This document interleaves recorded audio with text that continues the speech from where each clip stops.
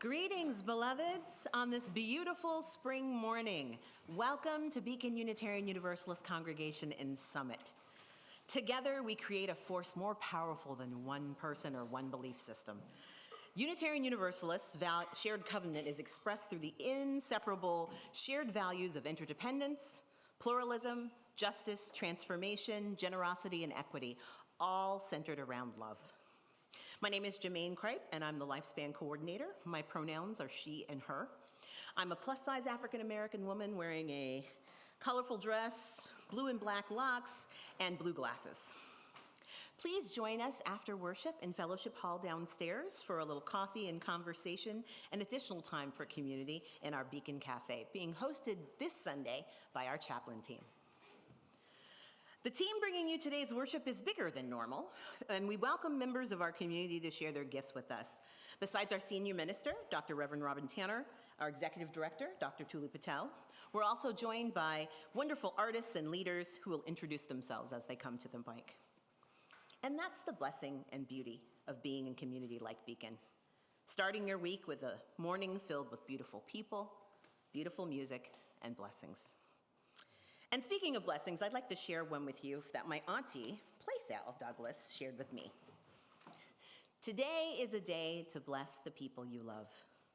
So I bless you with my love, with all my admiration and respect. I bless your life and your health and all your future aspects.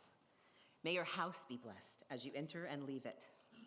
I bless your work, your spiritual life, and all your plans and goals for the coming year. Let us pray that it'll always be like this. For today is a day of blessings. Because the more you bless people, the more blessings will come to you and your family all the days of your life. So come, Beacon. Let us share in the wonder of this new season of renewal as we worship together. Welcome to Beacon.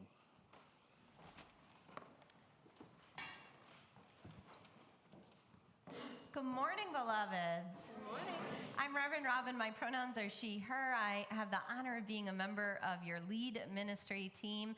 And for those needing a visual description, I'm an average height but consistently elevated with heels, white woman who is middle-aged.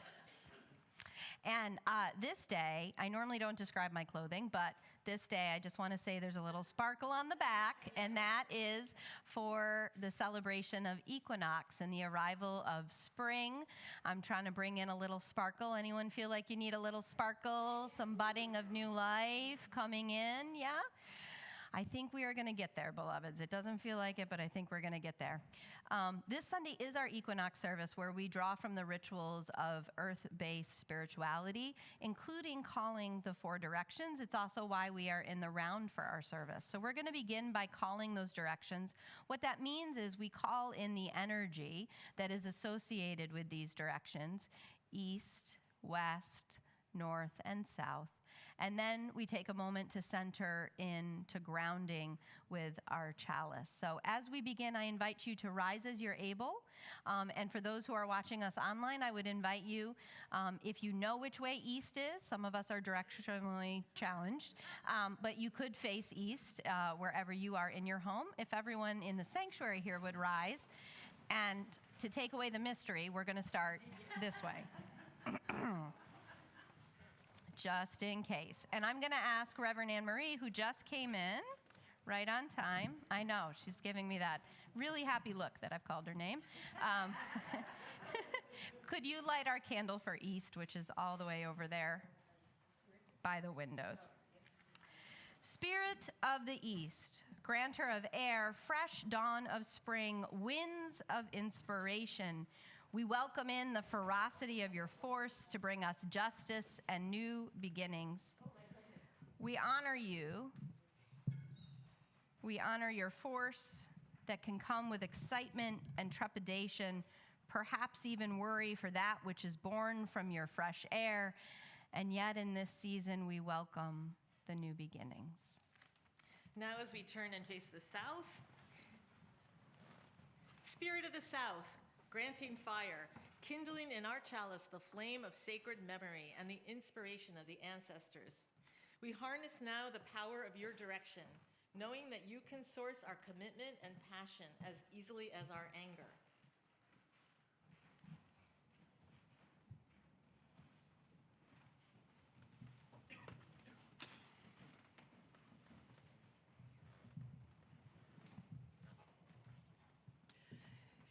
Spirit of the West, who grants us water, present in our chalice as movement and connection, bringing us calm and equanimity as well as steadiness. Help to make us be agile and fluid. And we turn now to face the north. Spirit of the north, rooted in the soil of earth, companioning us through winter days and the promise of spring, you ground us and bring deep wisdom with your turning. You teach us faith in the cycle of the seasons and gratitude for the harvest.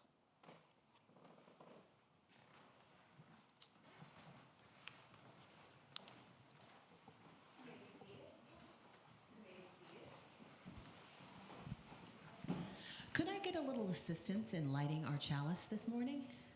Come on down, Benjamin. John, could we get a little traveling music for Benjamin?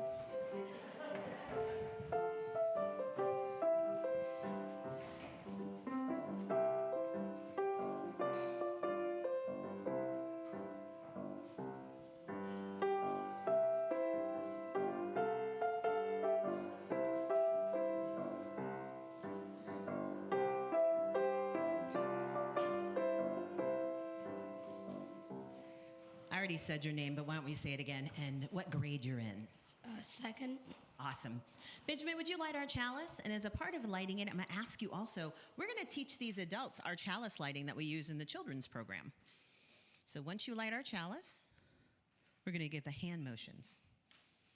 There's always movement in the children's program in Lifespan. Look at that steady hand. Nice. All right. So Benjamin, you can put the candle down and open your hands up. So we light this chalice for Unitarian Universalism. This is the church of the open mind, of the helping hands, and of the loving heart. Thanks, buddy.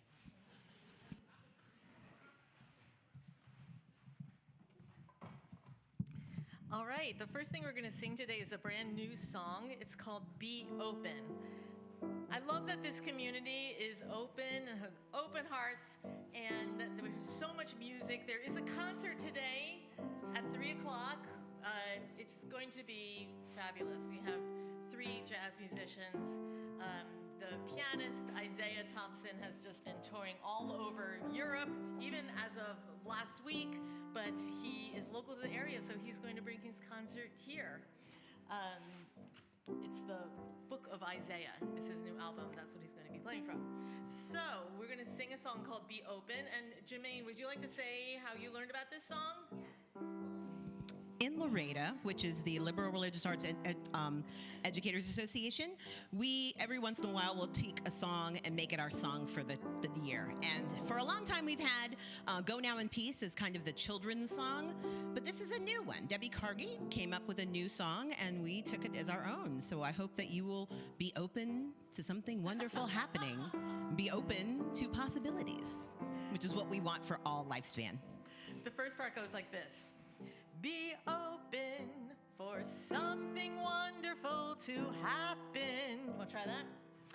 Be open for something wonderful to happen. And the next part goes, be open to the possibility. Be open to the possibility. Yeah, let's put that together. Be open for something wonderful to happen. Be open to the possibility. And then the second part of the song is simple. It goes like this. Aye, aye, aye, aye. I'll try that. Aye, aye, aye, aye, aye. And then a little jump. Aye, aye, aye, aye, aye.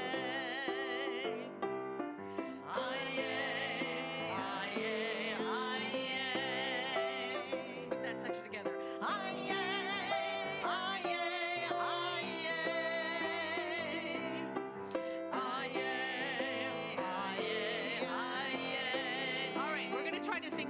together. But I invite you to rise in body or spirit. And Jermaine, which part would you like to sing? I'll take the non-lyrics, please. Okay, so your side of the room can sing aye, aye, aye, and we'll be open. Be open to something wonderful to happen. Be open to the possibility. You can add in aye. Be open to something wonderful to happen. Be open to the possibility. Be open to something wonderful to happen. Be open to the possibility. Let's all sing aye. Aye, aye, aye. Aye, aye, aye. One last time. Aye, aye,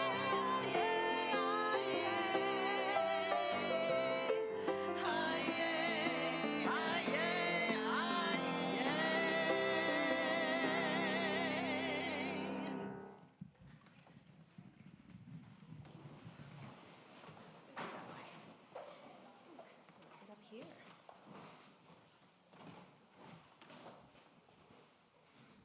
Well, this morning's time for all ages comes from our pagan background. You know, Unitarian Universalists take sources from many places, and this is our opportunity to hold up and relish the earth-based faiths. So before we had telescopes and microscopes or could tell you anything about genetics, people used stories to explain why the seasons changed. Centuries ago, the change from winter to spring in this part of the world was a really big deal. Why do you think that is? Food. What else? I think you said something. Oh, the garden. Ari. For the animals, absolutely. They wake up and have new babies. For travel. For those of you who are not feeling the ice, this is the season to get out. There wasn't any electricity or internet, and there was always a worry that sometimes winter would last too long, and people would run out of food. So people realized that around March 20th, the spring started to return, and they gathered for what was called the Spring Equinox, the point where night and day were equal. And every day after the equinox, it would get warmer and the days would get longer until the fall equinox. This is one of the many stories people told about the seasons and the meaning of this time of year. And it all begins with a beautiful goddess. Did someone say goddess? Here I am.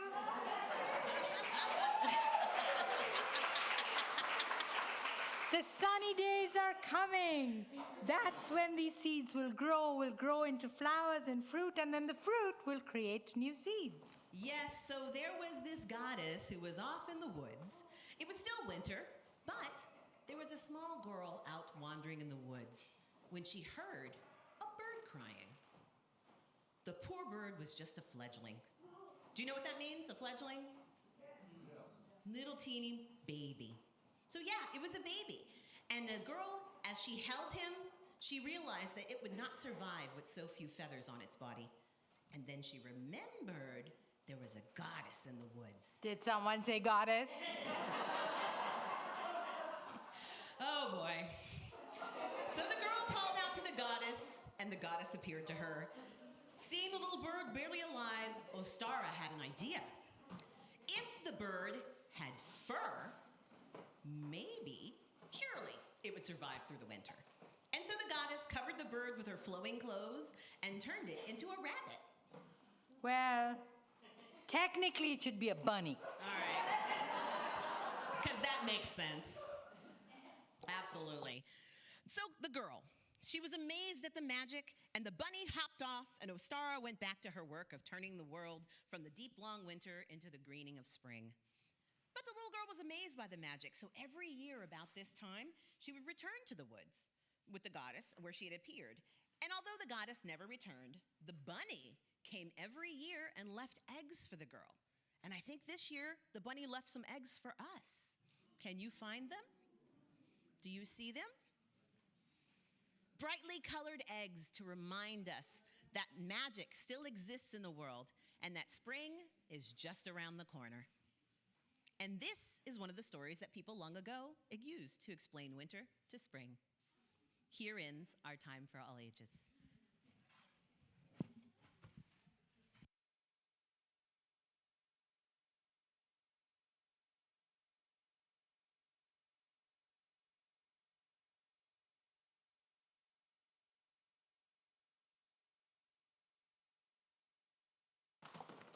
Good morning, Beacon.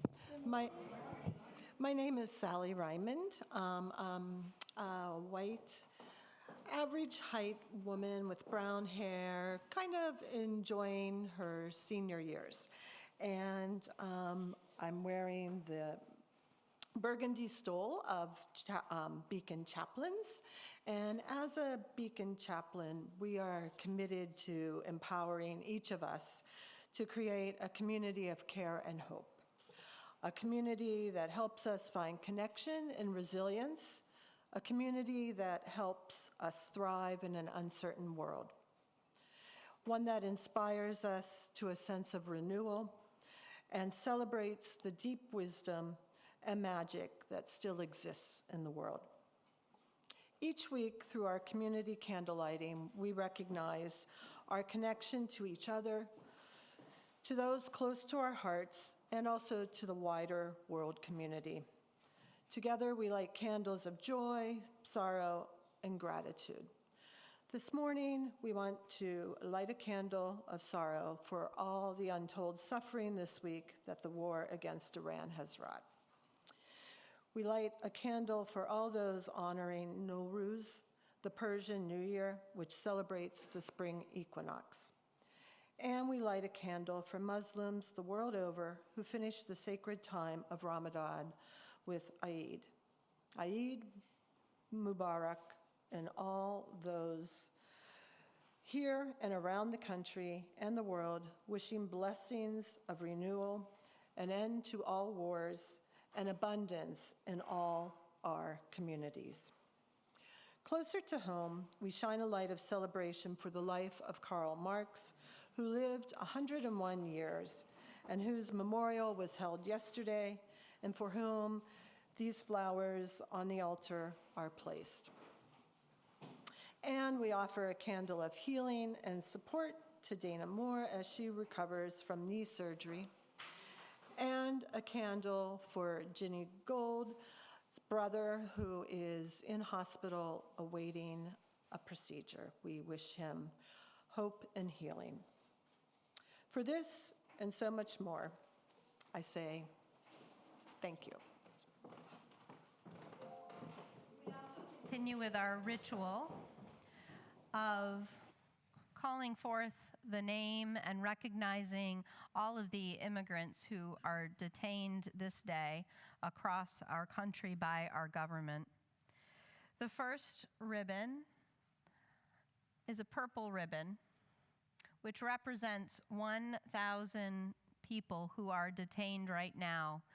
A single ribbon for 1,000 of the 70,000 neighbors, beloveds, friends, family who are in detention facilities around the United States. The second ribbon is a black ribbon. And for this ribbon, we call the name of Santos Reyes Benejas. Santos was a day laborer who was from Honduras and was in front of a store on Long Island when ICE detained him. 18 hours later, on September 18th, 2025, Santos died. The causes of his death and the circumstances around them continue to be investigated. Our final ribbon is a yellow ribbon, a gold ribbon for all of the children that are being held in detention facilities. 170 children are detained right now in Dilley, Texas, by our government. This ribbon represents one child whose life has been forever altered by the abuses of our government.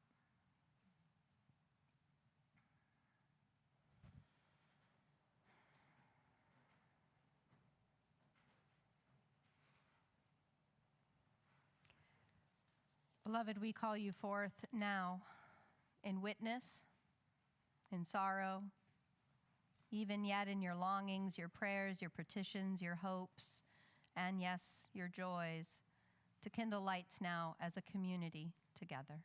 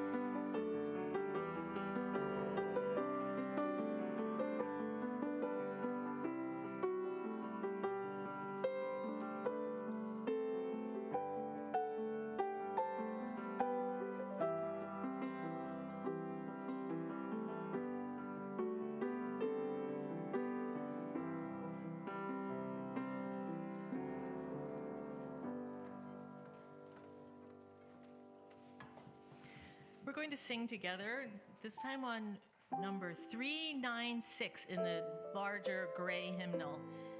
It's this beautiful, simple tune, I Know This Rose Will Open. We're going to start singing at unison, but it is also done very well as a round, so if we want to do it as a round, please feel free to lift your voice that way.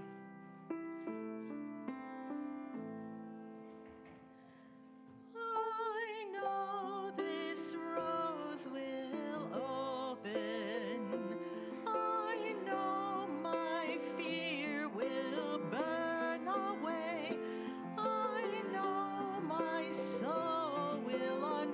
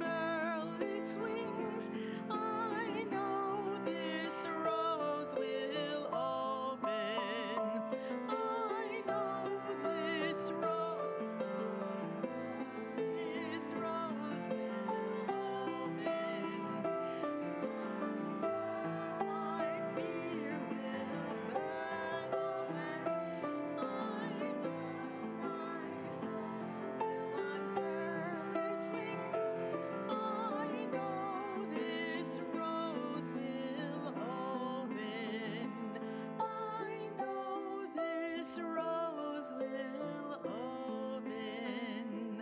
I know this rose will open.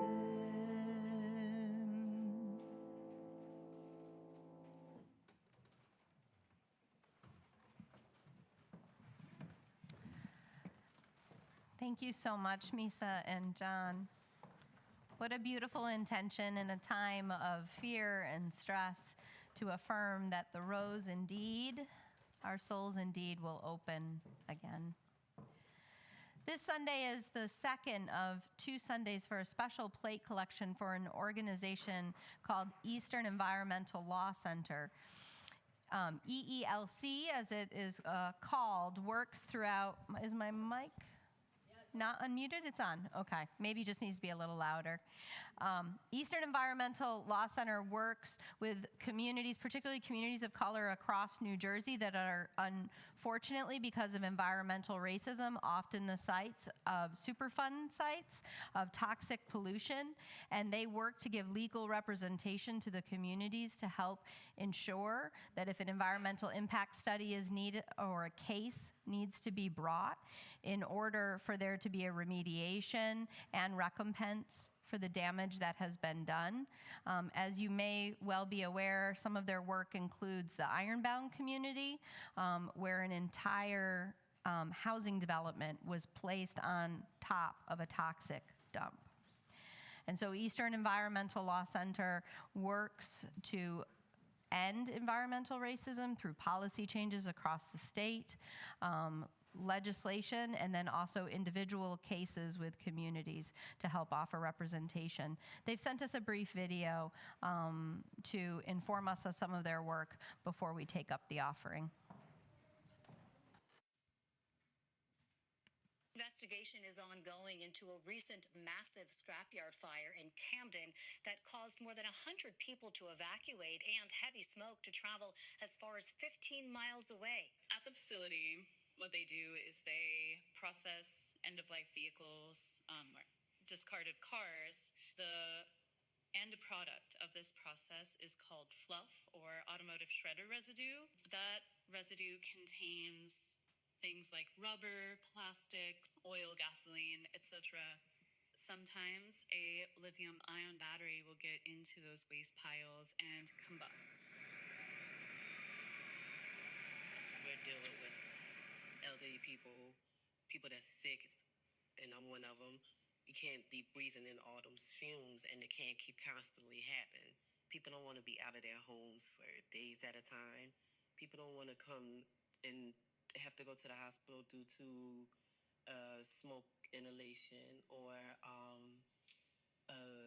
any other things that might go on from what's going on from EMR. Day to day, it's particulates from truck traffic. It's from their giant shredder that grounds up cars. But then even worse to that is these periodic fires that they have that blanket the neighborhood with smoke, and just people are concerned about what's contained, what kind of hazardous materials are contained in the ash that's landing on their properties and that they're having to breathe in. I noticed the smell, and probably less than a minute after I noticed the smell in my house, got a text message from a friend who also lives in the neighborhood, asking if something was on fire. Checked my front window, it was fine. Checked my back window, could see the plume of black smoke, and automatically knew that it was coming from EMR. We are the only organization rooted in New Jersey doing this kind of work. Sometimes we need the power of the law to force change, to force the right thing to be done. We can't always rely on others to stand up and protect our health and our air and our water. We have these laws for a reason, and sometimes we need to go to court to enforce them.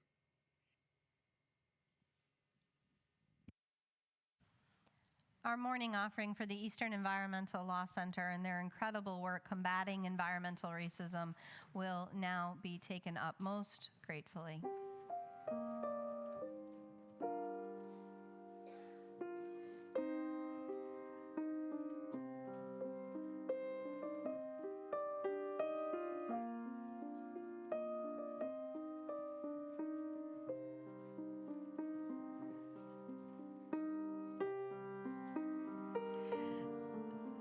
song Rising Green was written by Carolyn McDade, who is the same composer as the person who wrote Spirit of Life.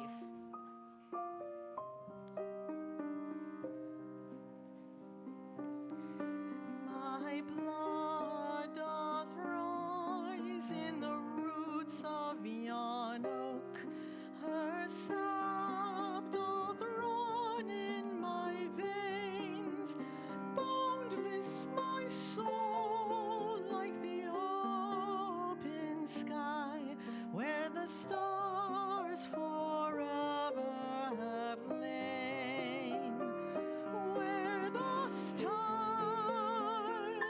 where the stars, where the stars forever have lain. My hands hold the wavings of time without end, my sight as deep as the sea, beating my heart sounds the measures of old, that of love's eternity, that of love, that of love, that of love's eternity.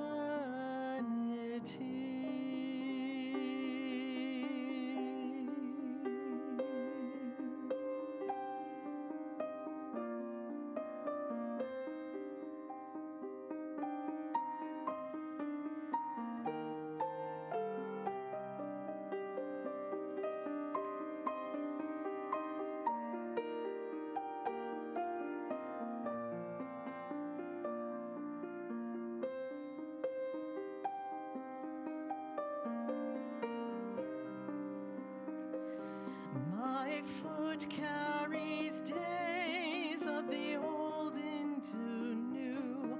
Our dreaming shows us the way.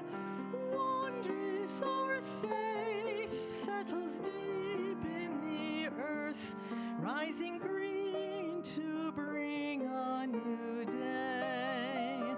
Rising green, rising green, rising green to bring a new day.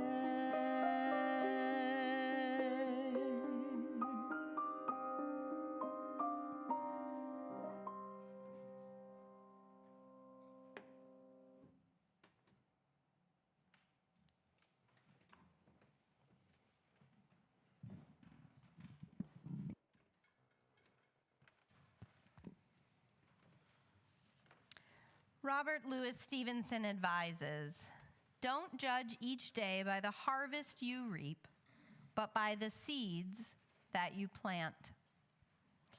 It is indeed the time of equinox in this corner of the earth, where there is equal part light and darkness. It's a time of rebalancing and remembering that light and dark are not good and bad, but they are forces that work together to draw us toward creation and renewal. A seed needs the darkness to germinate and the light to warm the earth for that seed to sprout and eventually grow. It's true in our own lives too. We need time of contemplation and quiet in balance with the big, exciting shifts, graduations, birth, adoptions, weddings.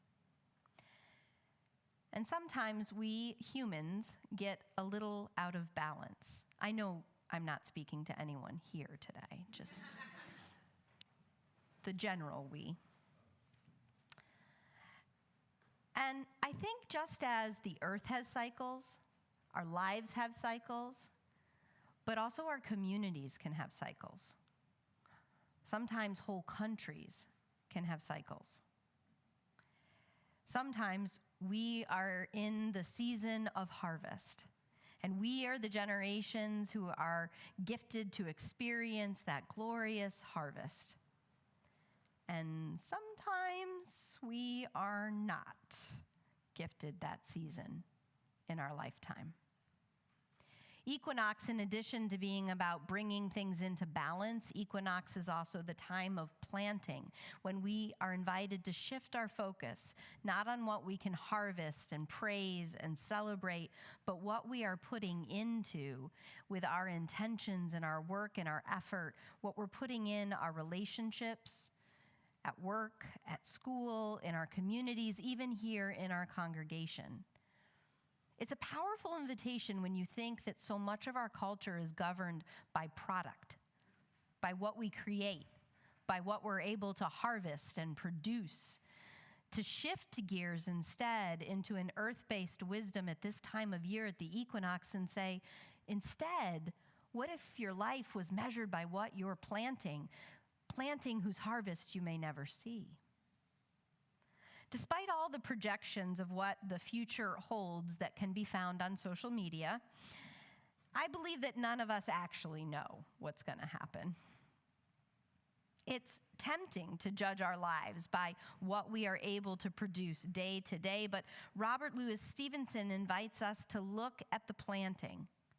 What are you creating in your own life? What are you seeding with care now that might take years, decades, even a generation to harvest?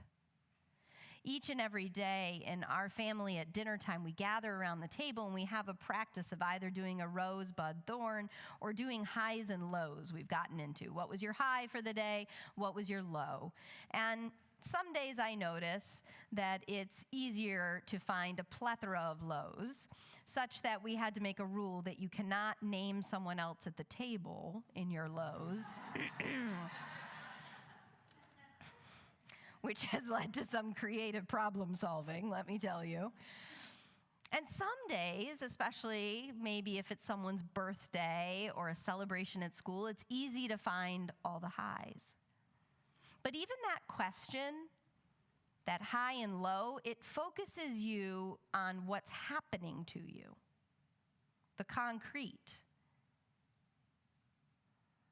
I like rosebud thorn because it also invites us to consider not only the roses and the thorns, but the buds, what's emerging that maybe no one else can tell is yet emerging.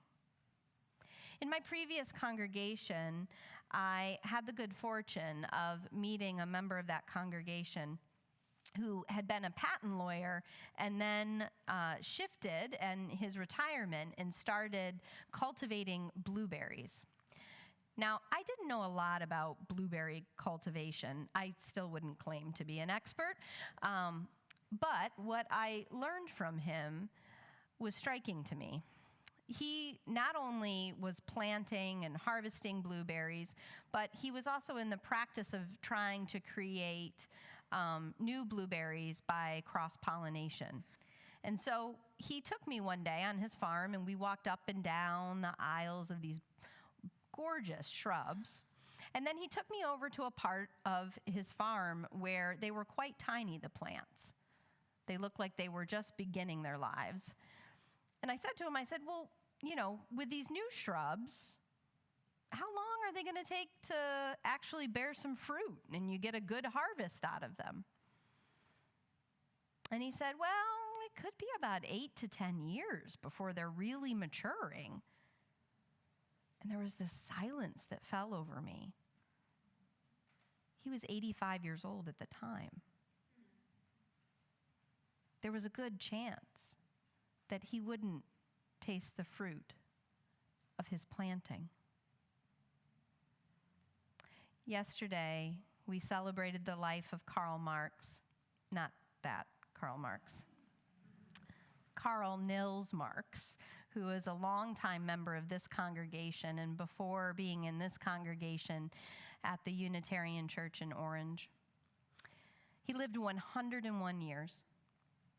And as I put together his eulogy, it was remarkable all of the places, the institutions, the neighborhood, his workplace, his family, where he really cultivated this consistency of showing up.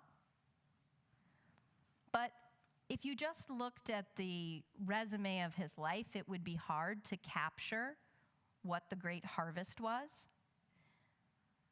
And as we gathered in the sanctuary, his grandson came up to offer beautiful words.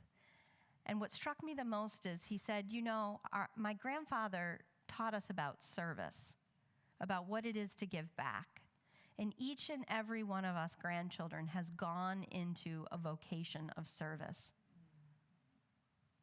And then he detailed who was in nursing, who was a teacher, and all the ways in which his life had inspired them to also take up lives of service.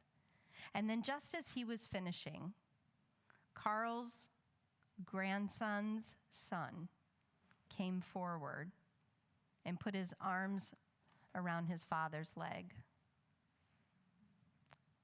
And I thought, there's the harvest.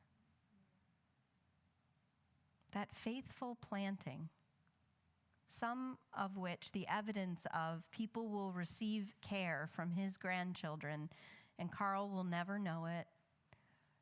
Carl will never personally benefit from it. But there was the planting, the tending across 101 years.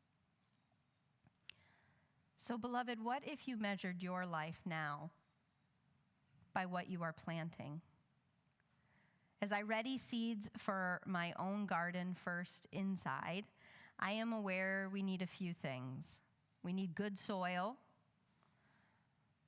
a nourishing community, if we are going to plant powerful seeds.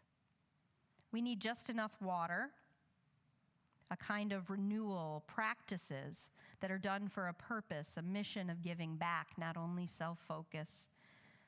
And we need the patience for time, because it takes a long time for some seeds to germinate. My seedlings always invariably take more time than I'm ready to give them each year. Just like our intentions right now for a better world, our efforts to build and repair relationships, our organizing for justice, our belief perhaps that our hearts will heal from a great loss or pain, these are tender intentions that cannot be forced out into the world, but need careful cultivation and communities that will nourish and shield them until they are ready. We may not, beloved, be in this country in the time of harvest. But there's an important call and opportunity on our lives right now that we are taught by the earth to be in the time of planting. In a moment, we're going to plant seeds in our equinox ritual, which will be its own magic if it works in the space. I want to invite you to place your intention with great care. What can you plant this day? We have some native flower seeds there, and Jermaine's going to help, and I'll help you with the planting, but you're going to write on those little cups what your intention is. Is there a transformation that you're seeding in your family, your neighborhood, at work, at school, maybe here in Beacon? Something you're seeking. And in your seeking, you are going to be the beginning of the planting. I hope that you find this equinox, in this greater season that we are in, a community that helps us each judge our days, not by the harvests, the high and the low, most especially the highs that sometimes seem just beyond our reach, but instead by the planting we have done for Earth herself, and if we are so gifted, the generations that will follow. Please join now in our equinox ritual.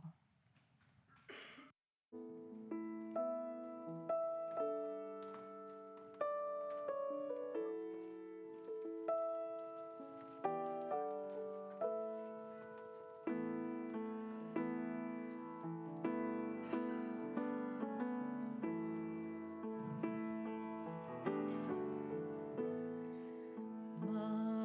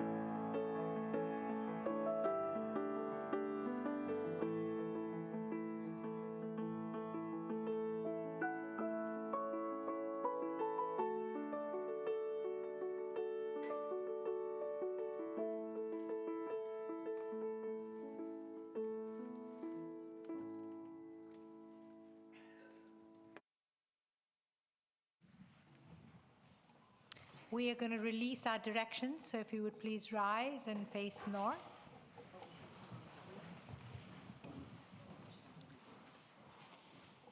Spirit of the North, we thank you for your grounding and strength. Stay if you may, go if you must. Hail and farewell.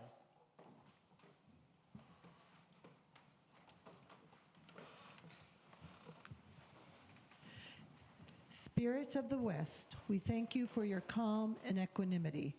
Stay if you may, go if you must. Hail and farewell. Facing the south. Spirit of the South, we thank you for your passion and energy. Stay if you may, go if you must. Hail and farewell. And last, Spirit of the East, we thank you for your inspiration and renewal. Stay if you may, go if you must.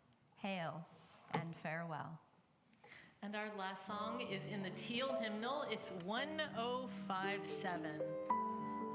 Go lift it up. Give you a moment to.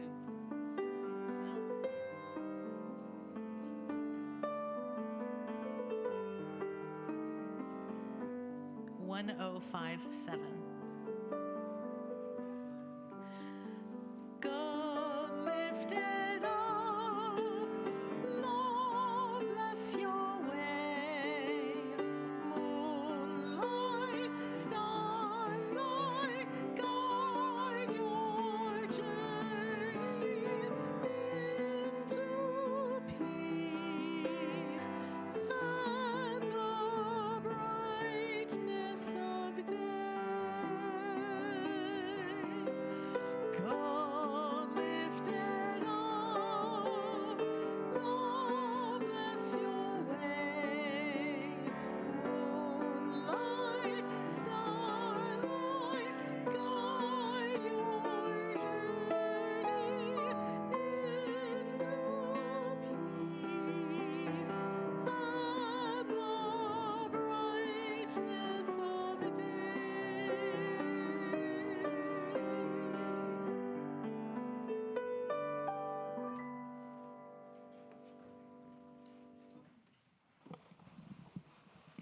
Would you please join hands with someone nearby, or put their hands on your shoulder if you're not comfortable with holding hands? As we extinguish our chalice this morning, I offer you this final blessing. Blessed is the sky and all that is warm and filled with light. Blessed is the air and all that is open and free. Blessed is the earth and all that is steady and firm. Blessed is the sea and all that is hidden and deep.